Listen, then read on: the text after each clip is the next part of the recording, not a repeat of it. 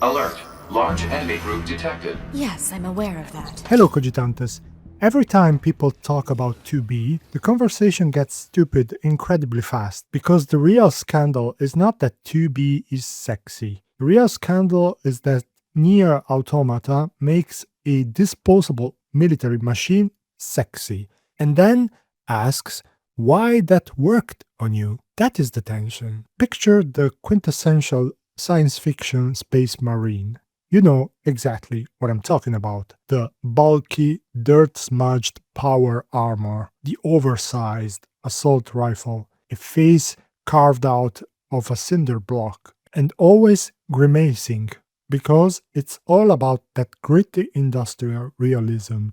War is ugly, so the soldiers fighting it should look the part. Form follows function in a very brutal way. Now picture 2B, a pristine black gothic Lolita dress, thigh-high boots, a massive elegant sword, eyes completely covered by a thick black blindfold. In a joint discussion with the directors of Stellar Blade and Nikke, Taro explained his approach directly. If Western science fiction fills its words with marine-like soldiers in heavy armor, his instinct is to go in the opposite direction entirely. Gothic Lolita, not despite the military context, but because of it. He called it the contrarian route. Square Enix officially categorizes her as an all-purpose battle android deployed in an automated infantry unit.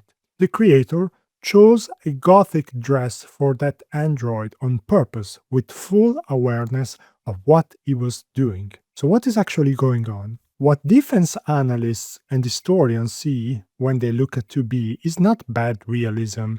They see a terrifying blueprint for the future of warfare. Anders Engberg Pedersen's book, Martial Aesthetics, argues that modern war does not just use images after the violence is over. War absorbs aesthetics into its own machinery.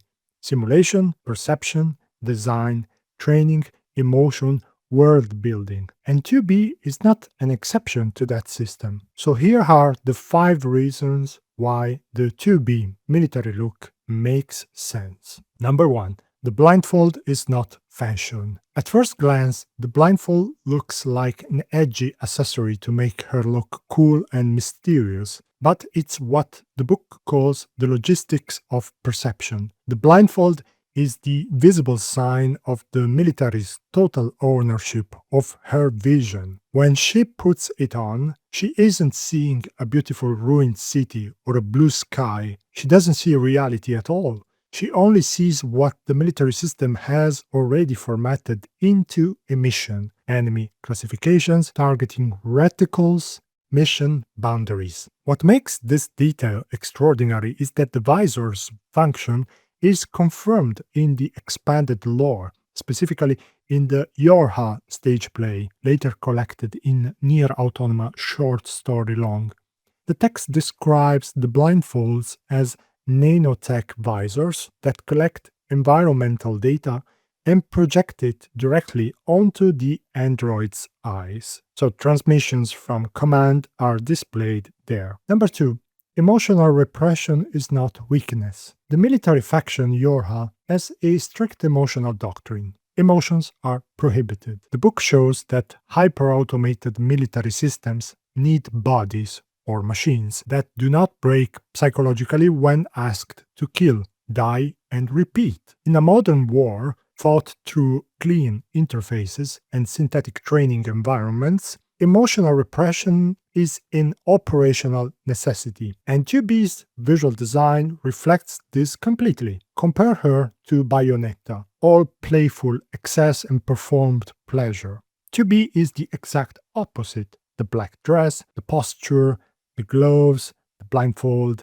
She performs control, silence, absolute duty. She isn't sexy because the creators forgot that she was a soldier, but because the design is asking a question. What happens when unquestioning, blind soldierhood itself is made to look beautiful? Number 3. The uniform is propaganda. To maintain that level of discipline, to die over and over in a dress, you need a massive grand narrative sustaining it. This is called the aestheticization of politics, the transformation of political power and ultimately war into beautiful spectacle. The crisp uniforms, the synchronized marching, the flags catching the wind. It makes you feel, oh, unity and patriotic pride, while completely detaching you from the fact that you're looking at instruments of mass destruction. In the game, this is the catchphrase androids repeat, glory to mankind. It means to stop critical thought,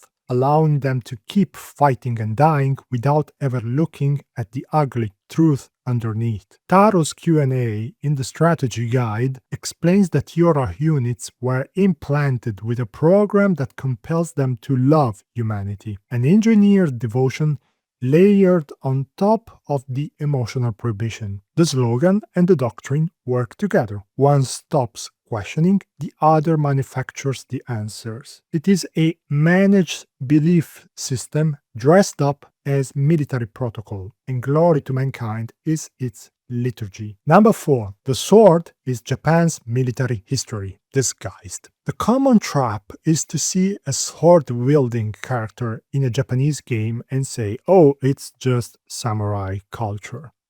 But historians point out that Bushido, as a strict ideological package emphasizing absolute loyalty to the emperor, was largely a modern mythology. It was actively built and politicized leading up to 1945 to ensure loyalty and sacrifice. Takashi Fujitani documented how the Meiji government literally constructed new public ceremonies placing the emperor in Western military regalia, turning political power into pageantry to make authority feel emotionally believable. Post-war, the government needed to make mass casualties and inevitable defeat look acceptable. They used cherry blossom imagery and relentless media to make repeated, inevitable death look orderly, pure, and beautiful. To be belongs to that same tradition, a military system that aestheticizes sacrifice. Number 5.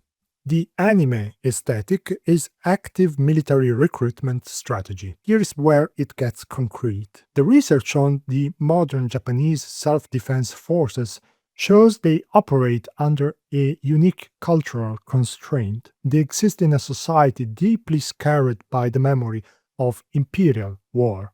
They cannot run gritty, aggressive recruitment ads showing soldiers kicking down doors. The public wouldn't stand for it, so they use pop culture, anime, manga, cute female figures in recruitment posters to soften and domesticate their image. Researchers call it the mangaization of the military. You see direct collaboration between the JSDF and anime producers. Shows like Girls and Panzer, where high school girls drive tanks and make military hardware look cute, stylish, and easily consumable. As Christopher Bolton explains, anime is the perfect medium for this because it naturally oscillates between immersion and distance. You become deeply emotionally invested in a character while remaining aware you're looking at a constructed artificial image. Okay, let's look at the macro picture now. Japan's defense ministry is facing severe recruitment shortfalls.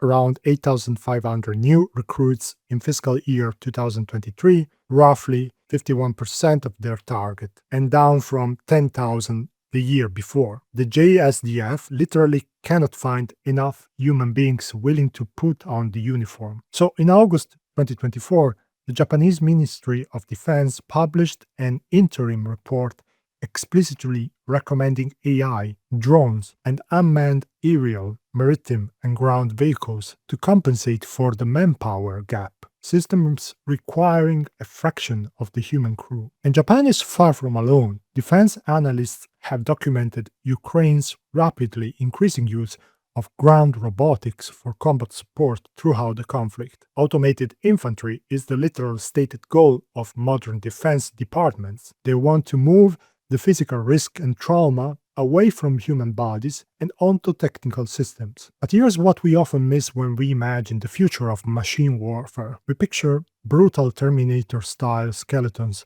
marching across a blasted wasteland. That misses the entire point of martial aesthetics.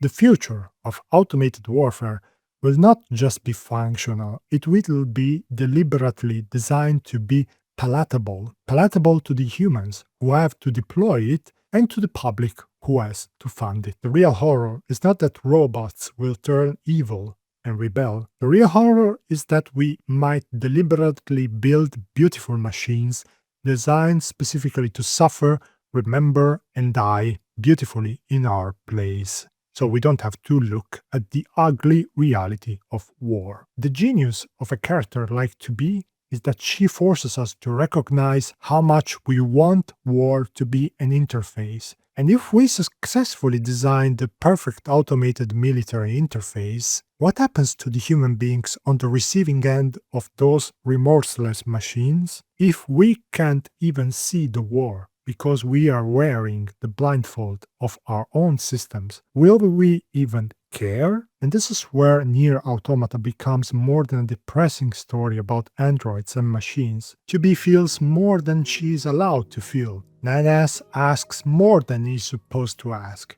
A2 refuses the role written for her. Pascal tries to build peace where war should have been automatic. Something interrupts the loop.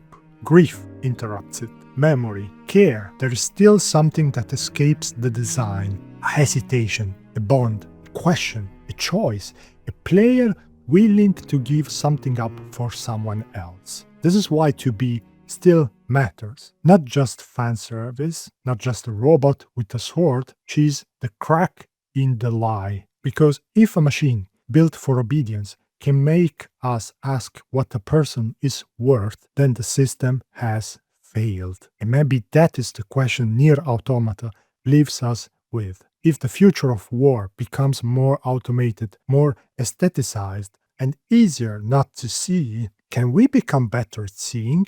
Can we look past the uniform, past the beautiful slogan? Can we still recognize the vulnerable being inside the system? This is the real power of Nier Automata. Not to hate beauty, but to distrust beauty when it asks us to stop caring. Glory to mankind? Maybe, but only if mankind means this. Not domination, not sacrifice, not beautiful obedience, but the courage to look at another being and say, "You're not disposable." Happy thinking.